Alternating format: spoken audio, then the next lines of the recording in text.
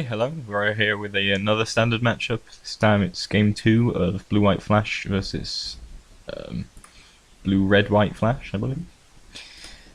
So here's our opening hand. Pretty nice. Snapcaster, Think Twice, Restoration Angel, and some lands. Opponent leads off with Steam Vents. Just going to lead off with a Hallowed Fountain ourselves, and drops a Augur of Bolas. Getting a Dissipate. He's not really got much to do here, so just going to think twice on the end of our turn.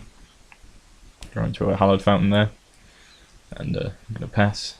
He's going to think twice as well. Now he's got 4 mana up. I'm going to hit for 1. Just going to flashback, think twice, run another card, and I really didn't want to discard here, so I decided to play up Runchatter's Pike. That might not have been the right thing to do, but that's what I decided to do, and he dissipates it. So you don't know if he's got any further counter spells in hand, but we know he got rid of that Dissipate that we saw earlier. He decides to think twice, so I'm going to play Restoration Angel here. I don't have any counter magics, so there's no point keeping up mana on his turn, and figured it would be better just to get my Restoration Angel down while I know he doesn't have Dissipate or any other counter magic up. Sadly we get hit by a Detention Sphere, but we're just going to replace it with another Restoration Angel. And he has the Sarah Avenger here to match us in the Angel Wars. Obviously mine can block his more favourably than his can block mine. I have a Snapcaster here and I go for the Azorius Charm on the Avenger, but sadly he has a negate for that. So just going to drop an Augur here. Getting a Fort Scour. And attack for 3. Uses it as a charm to draw in some more cards. Decide the Thought Scour, trying to see if we can negate it or something, but don't draw into anything other than another Thought Scour. I'm going to try and Azorius Charm the Avenger again, but sadly he has the counters up. I try and Thought Scour in response to try and find a negate or something of similar, but that doesn't happen, sadly, because he has additional counter magic. So we're going down to 9 here. So I'm going to have to keep back and stop attacking here, by the looks of it. Reveals the Sphinx's Revelation, which is bad news, off his Augur. I'm going to drop a Hallowed Fountain. I'm going to attack here. And to Snapcaster or Azorius Charm again. Which we do. And we carry on. He goes for the Sphinx's Revelation on my upkeep, I think. I don't know why he does it on my upkeep, but there you go. Sphinx's Revelation for 4. We're just going to hit him for 3 here.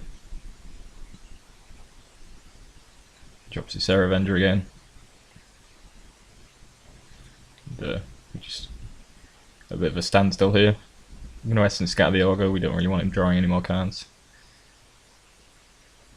even if we can kill it with the Supreme Verdict. So he Detention Spheres here, taking my other Restoration Angel, and hit me down to 6. And so we're just going to Supreme Verdict here. Well, we'll attack first, even though it's completely pointless. And then we'll hit the Supreme Verdict. He tries to rewind it, but that doesn't really work, apart from it doesn't tap his lands. Don't know if he knew that was uncounterable, but it is. So it didn't get countered. And he drops another Sarah Avenger, which is pretty bad news for us. I'm going to make a couple of spirits here with our Moland Haunts token. And set to attack here just so I can Azorius Charm the Avenger. I think it was pointless. We're probably better off just trying to draw a card with the charm, because it doesn't turn out well for us really. So we make a 3rd spirit with our Moland Haunt and draw a Moland Haunt. Component Pillars my spirit, can't counter that with Dispel, seems though it's a sorcery. And just forced to chump here against the Sarah Avenger. Fortunately we draw into Sphinx's Revelation, which is awesome for us. Mizzy Immortal is our last spirit. And we're going to Sphinx's Revelation in response to his Declare Attackers, just because we don't want him to Searing Spear me in response to Sphinx's Revelation. So Dispel the Dissipate, Sphinx's Revelation for 9.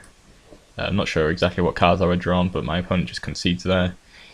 He would have definitely been in a terrible position, and I would have been way back up to 15 life. So my opponent conceded there rather than playing out the rest of the game, but I think the writing might well have been on the wall with that play.